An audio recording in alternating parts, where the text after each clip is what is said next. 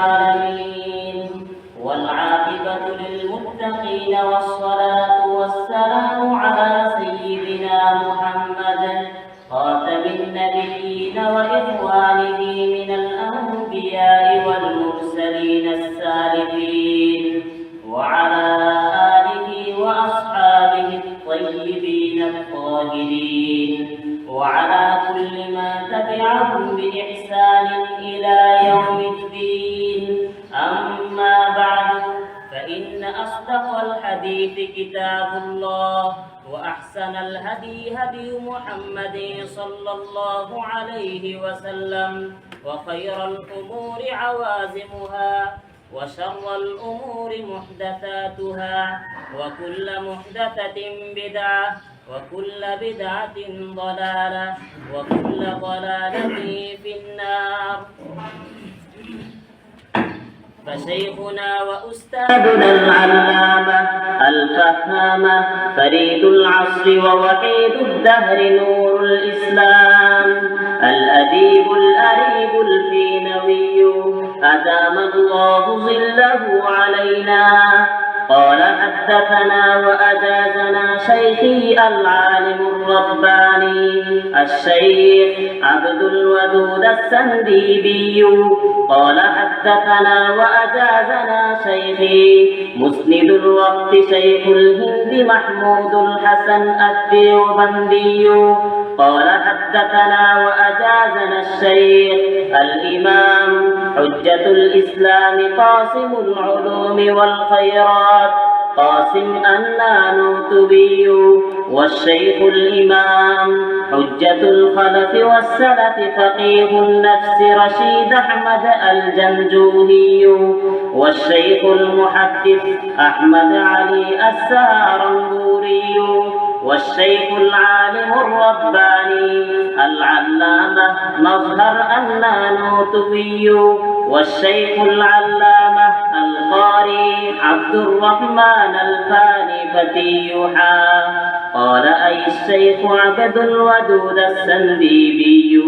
وحدثنا وأجازنا الشيخ خاتم المحدثين والمحققين إمام العصر العلامة الشاه أنور الكشميري قال: حدثنا وأجازنا الإمام رشيد أحمد الجنجوهي كلهم قالوا: حدثنا وأجازنا الشيخ الإمام الشاه عبد الغني بن أبي سعيد المجددي الدهلوي المهاجر المدني قال: أي شيخ الهند. وحدثنا وأجازنا الشيخ الإمام مولانا أحمد علي السهرنبوري كلاهما قال: حدثنا وأجازنا الشاه محمد إسحاق بن بنت الشاه عبد العزيز الدهلوي قال: حدثنا وأجازنا الشيخ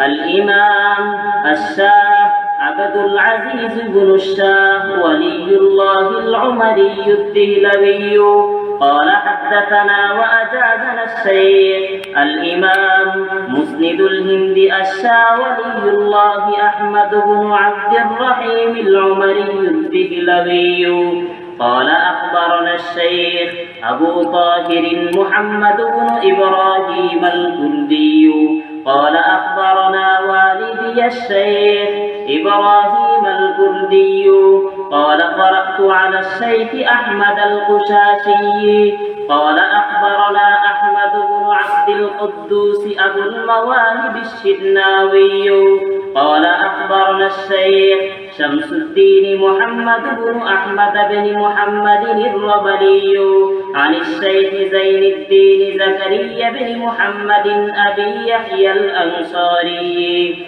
قال: قرأت على الشيخ الحافظ أبي الفضل شهاب الدين أحمد بن علي بن حجر العسقلاني عن إبراهيم بن أحمد التنوخي عن أبي العباس أحمد بن أبي طالب الدمشقي عن السراج الحسين بن المبارك الزبيدي عن الشيخ أبي الوقت عبد الأول بن عيسى بن شعيب السجزي الأرضي عن الشيخ أبي الحسن عبد الرحمن بن مظفر الداودي عن أبي محمد عبد الله بن أحمد السرخسي عن أبي عبد الله محمد بن يوسف الفربري عن مؤلفه الإمام الحافظ الحجة أمير المؤمنين في الحديث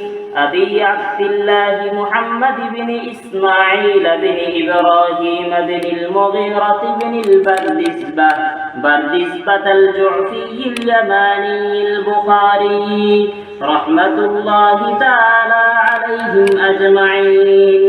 اللهم انفعنا بعلومه وعلومهم آمين.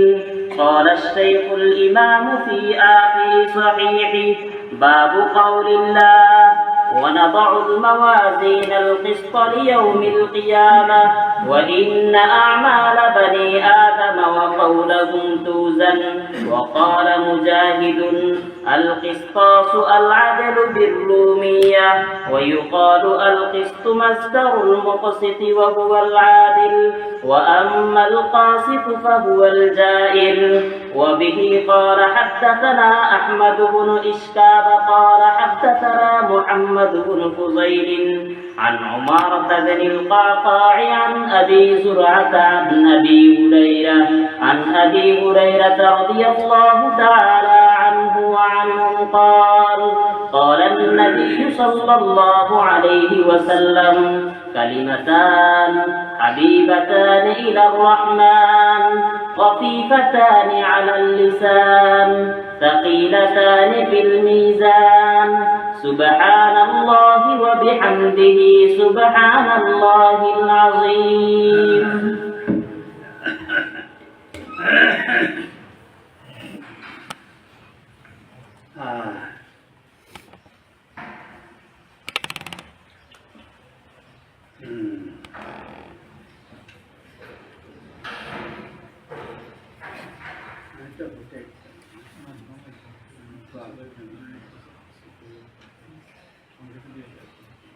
اللهم صل على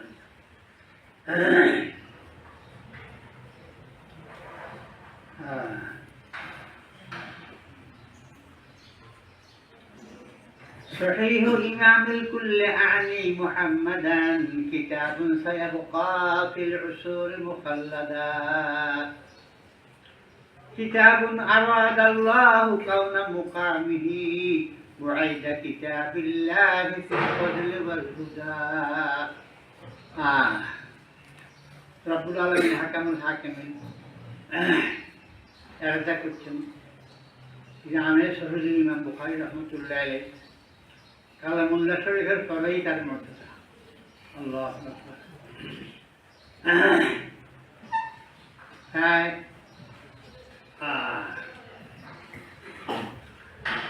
6 লক্ষ হাদিস থেকে ইন্তেখাব করি। এক একটা হাদিস ইমাম বুখারী রাহমাতুল্লাহ আলাইহি 6 লক্ষ হাদিস আর বেশি হাদিস ছিলেন। তো এই হাদিসগুলো জমা করার সময় দুইরকম নফল নামাজ পড়ি, সালাতুল ইস্তিখারা দোয়া করি, আল্লাহ পাকের কাছে, ইয়া আল্লাহ এই হাদিসটা আমাদের নজরে জাহিরভাবে তার মধ্যে কোনো ইল্লত নাই, কিন্তু তারপরেও যদি আল্লাহ জাল্লাহ শানুর দরবারে কোনো একটা ইল্লত থাকে আমার কলবে ডাল দেন, এইভাবে দোয়া করি। তখন যদি কোনো ইল্লত ছিল না থাকলেই তারা বাদ দিচ্ছে। এইভাবে প্রত্যেকটি হাদিসের জন্য 2 রাকাত নফল নামাজ পড়ি দোয়া করি সিয়ারত করি, এখানে জমা হচ্ছে না। সহিহ বুখারী শরীফের আল্লাহু আকবার। 6 লক্ষ হাদিসের ইন্তেখাব হাদিস থেকে অল্প কিছু হাদিস এখানে জমা হচ্ছে। আল্লাহ জাল্লাহ শানু রাজা কালামুল্লাহ শরীফের পরেই সহিহ বুখারী শরীফ মর্যাদা সেহত দিক দিয়া ও সর্বদিক দিয়া আমাদের আশাতে যাই যারা পড়েছেন ওনারা তকরির করছেন, দীর্ঘ সময় তকরির জোয়ান তারে তাই কয়েকদিন পরে কামিয়ে দিই। এখন বার্ধক্যের কারণে কথা বলা যায় না, তো এখন আল্লাহ বসার দরকার নেই। আপনারা আমার কাছে করছেন, সাবিত হয়ে গেল। দোয়া করি আল্লাহ তাআলা সাহায্য সকলকে হাদিসে পাকের মুহাক্কিক আলেম বানায় দিও। এখন দোয়া করব আল্লাহ আমাদের সকলকে আকাইন আমদার সরকার দো আলম জনাবে আহমদ মুস্তাফা মুহাম্মদ মুস্তাফা সাল্লাল্লাহু আলাইহি ওয়াসাল্লাম হুজুরের অনুসরণে পুরো জিন্দেগি কাটাবার তৌফিক দান করুন। আমরাও কোশিশ করতে হবে, চেষ্টা করতে হবে প্রত্যেকে। এই জন্য হুজুরের যারা পড়াইছেন ওনারাই তৌফিক আমরা সবগুলো যে জোয়ান কালে তো কয়েকদিন পড়াইতাম, এখন আর এই শক্তি নাই। এখন দোয়া করে দেবো ইনশাআল্লাহ আমরা প্রত্যেকে দোয়া করব।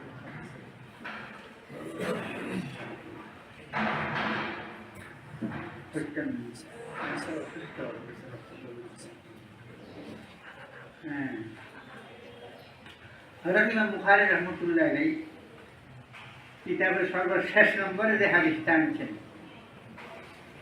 এটা রাবি সাহাবার প্রতি কে? হযরত আবু হুরায়রা রাদিয়াল্লাহু আনহু। উনি আবু হুরায়রা আনহুর হাদিস সর্বশেষ নিয়ে আনছেন রাদিয়াল্লাহু আনহু। আবু হুরায়রা আনহু হুজুরের আগে শাসন সর্বোত্তম আসলেন 3 বছর। এই 3 বছরে তিনি কোথাও যান না, মসজিদ নববীতে বসে থাকতেন। হুজুরের সাদাত আল্লাহ উল্টা হাওয়াতে এত বসে দিয়েছিলেন ওনাকে, যখন যা শুনতে সঙ্গে সঙ্গে মুখস্থ, এটার মধ্যে আর কোনো ইয়ে হতো না। এইভাবে করি এই 3 বছরের মধ্যে 7,300 হাদিস উনি মুখস্থ করে কণ্ঠস্থ করে উম্মতকে বোঝাতেন।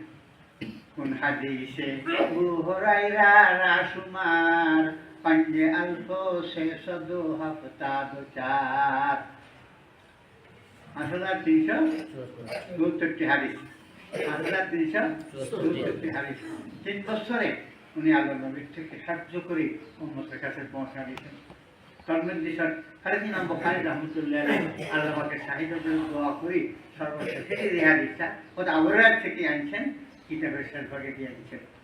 তো এখানে আপনারা তো যারা পড়াইছেন পড়ছেন তফসিল আগে তো জোয়ান করে কয়েকদিন সময় নেই।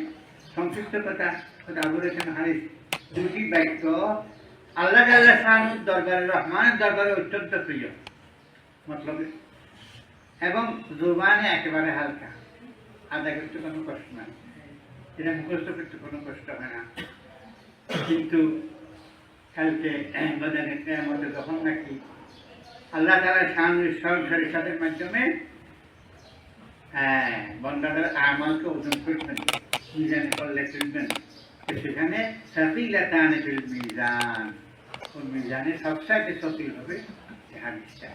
রিওয়ায়াতটি সুবহানাল্লাহি ওয়া বিহামদিহি সুবহানাল্লাহিল আযীম, আল্লাহু আকবার, সুবহানাল্লাহি ওয়া বিহামদিহি সুবহানাল্লাহিল আযীম। তারা বুঝে সহজ, আদা কিছু সহজ, কোনো বেশি লাগে না। তো এই জন্য ইমাম বুখারী রাহমাতুল্লাহ আলাইহি এই কিতাবটা 2টি বাক্য জবানে অত্যন্ত হালকা, মিজানে ফল্লা কাল মদানি কিয়ামতে অত্যন্ত ওজনী, এখানে আগারে জিকির করছে। তো আমরা এটার উপরে আমল করবো ইনশাআল্লাহ। চলতে ফিরতে উঠতে বসতে আমরা বেশি কাজটার সাথে এটা করবো। আল্লাহ পাক আমাদের সকলকে করবো। আমি তো লম্বা কথা এখন বলতে পারি না, জোয়ান করে বলতে পারছি কয়েক ঘন্টা। এখন দোয়া করেন আল্লাহ আমাদের সবাইকে তৌফিক দান করবে এবং কবুল করবে।